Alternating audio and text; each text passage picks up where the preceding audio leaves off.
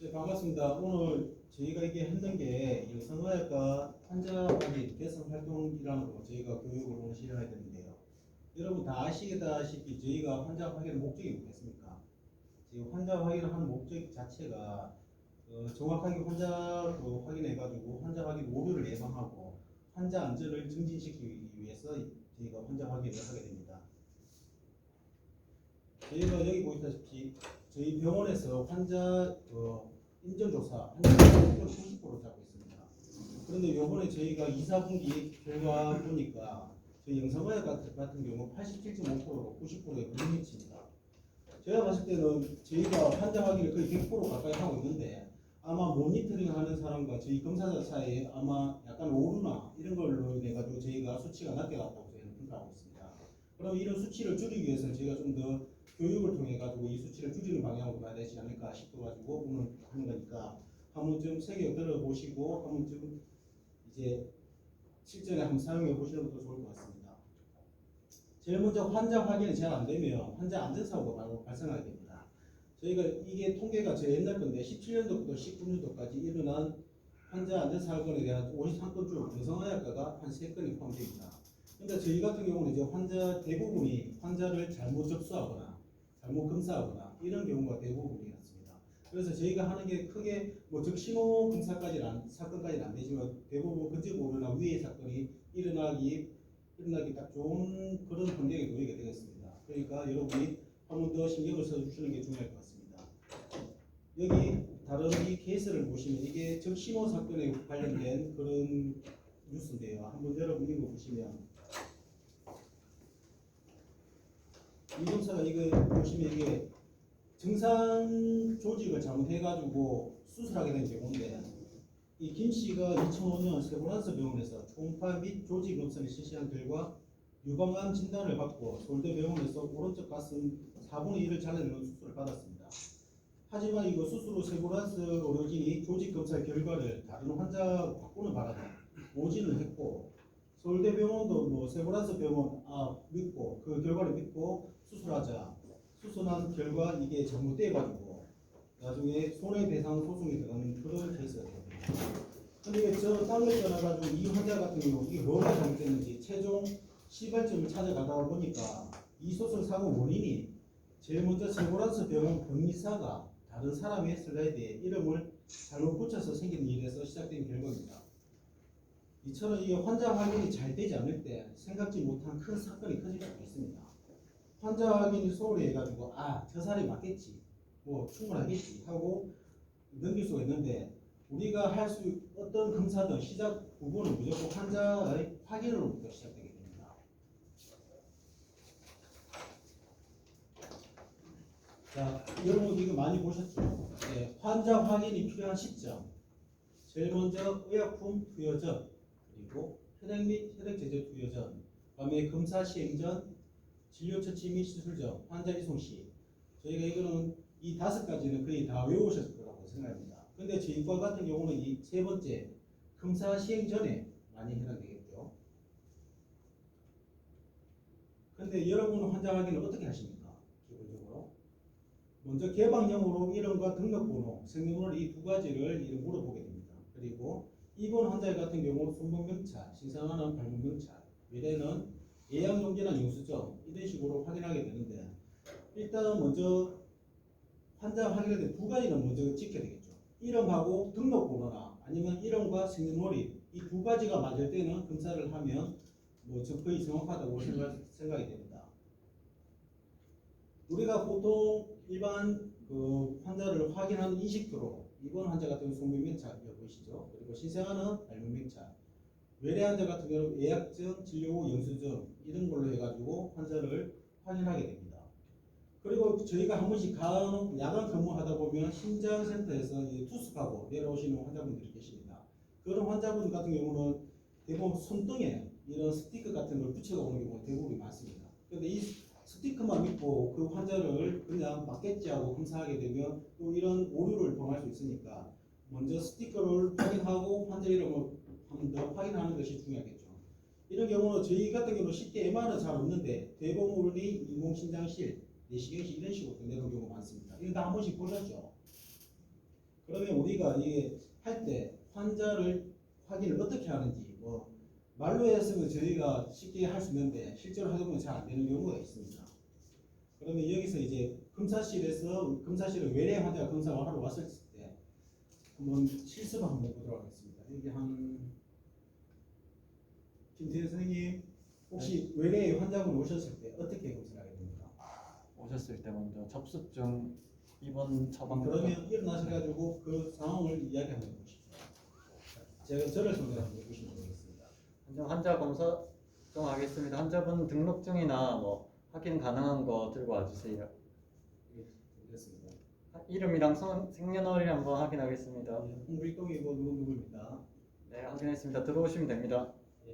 이런 식으로 보통 하게 되는데 여기서 오류가 뭐냐면 처음에 개방형으로 저희가 물었을 때 누구니 먼저 환자 확인하겠습니다 이야기하고 누구니를 불렀습니다. 그러고 나서 만약에 김태현님이면 김태현님 하고 와서 그 사람 왔을 때 성함이 어떻게 되십니까? 저희가 한번 더 되뇌어가지고 한번 물어봐야 됩니다. 대연하셔서 물어보고 성함이 어떻게 물어보고 그 다음에 등록증이나 혹시 생년월일 등록증이 없을 때 생년월일을 하는 겁니다.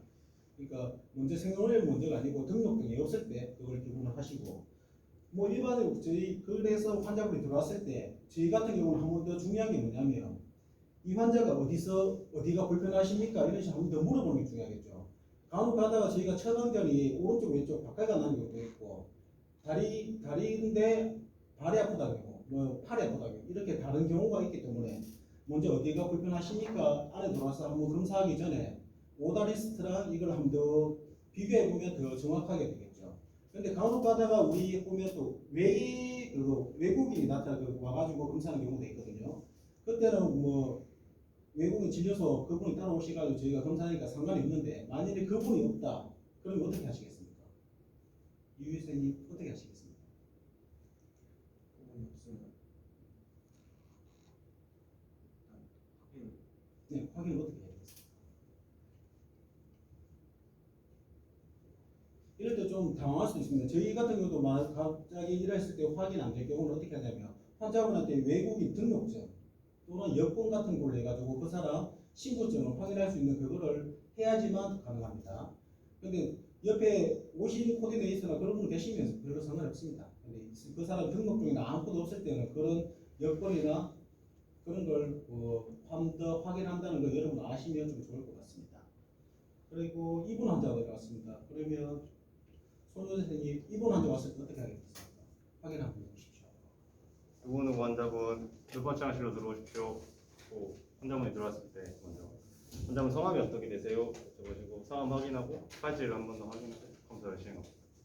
네, 그렇죠. 어디가 불편하십니까까지 하게 되면 지금. 근데 간혹 가다가 환자분이 손목택이 없을 경우가 있을 때는 그 사람 폴대에 보면 링겔 꽂힌 게 있습니다. 그쪽에 붙은 환자 내음지가 있으니까 그것도 한번 더 확인해 보면 그 세 가지를 이용해 가지고 여러분이 좀 더 정확하게 환자를 확인할 수 있을 거라 생각이 됩니다. 그리고 저희가 하는 게 보통 이제 응급실이나 무이식 익스파일 환자 검사하는 경우가 있는데 응급실이나 이런 경우 같은 경우는 조무사 선생님 데리고 오셔가지고 그 환자 리스트를 주게 됩니다. 그러면 저희 그 바코드를 가지고 저희가 접수를 하면서 환자 리스트에 그 명목에 맞게 환자를 하는데 환자가 들어왔을 때도 저희가 똑같이 환자 이름과 소문명찰을 확인하게 됩니다. 근데 환자분이 대답이 없거나 무의식일 경우에는 그 따라오신 보호자분이나 아니면 그 보호자분 없을 때는 무조건 소문명찰 이런 걸로 확인하는 게 중요하다고 생각합니다. 만일에 사망한 익스파이어 하는 환자가 오게 될 경우는 거의 보호자분 동행하는 경우가 잘 없습니다. 그럴 때는 저희가 순전히 이제 조무사 선생님 주신 환자 리스트 그걸로 통해서 접수를 하고 환자를 촬영하는 경우가 대부분인데 대부분 환자 같은 경우 이때도 한 번 더 확인이 필요합니다. 이 스파이 환자 같은 경우는 소문명찰을 영안실 가기 전까지는 저희가 하지 않습니다. 그러니까 여러분이 좀 헷갈린다 이렇다 싶으면 그 환자분 소문명찰까지 확인해주면 뭐 좀 더 정확하게 할 거라고 생각이 듭니다.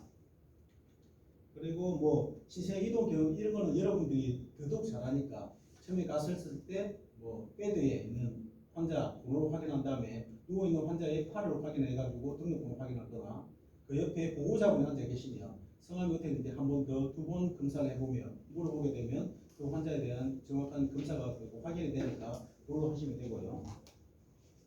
우리가 간혹 가다가 이제 수술실에 들어가는 경우가 있습니다.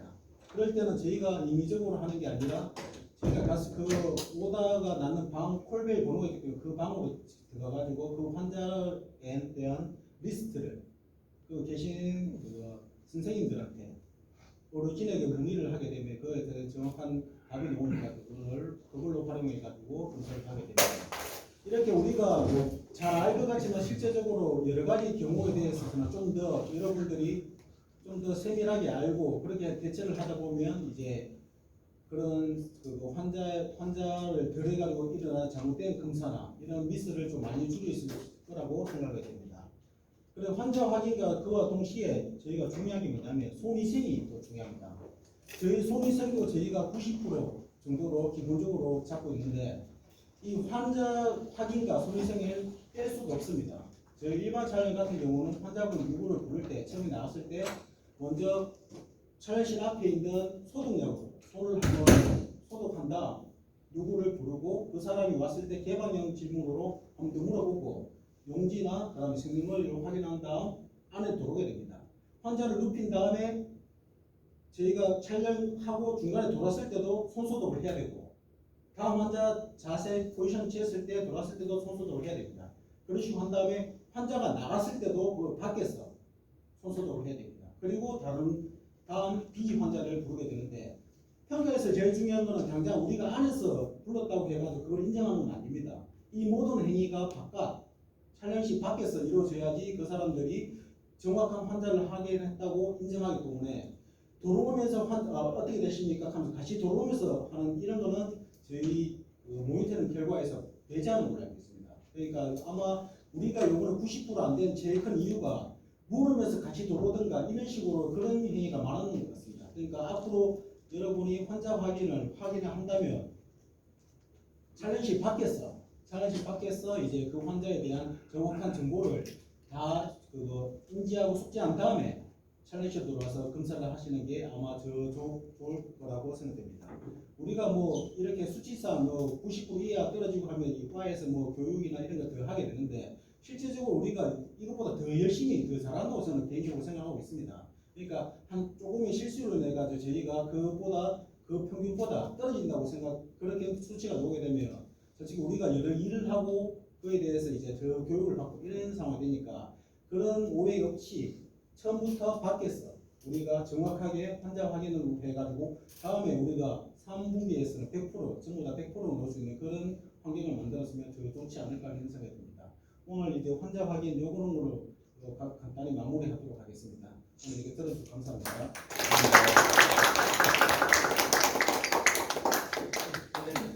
수고했습니다. 나가실 때 실제 들었는 분만 좀 적어 주십시오.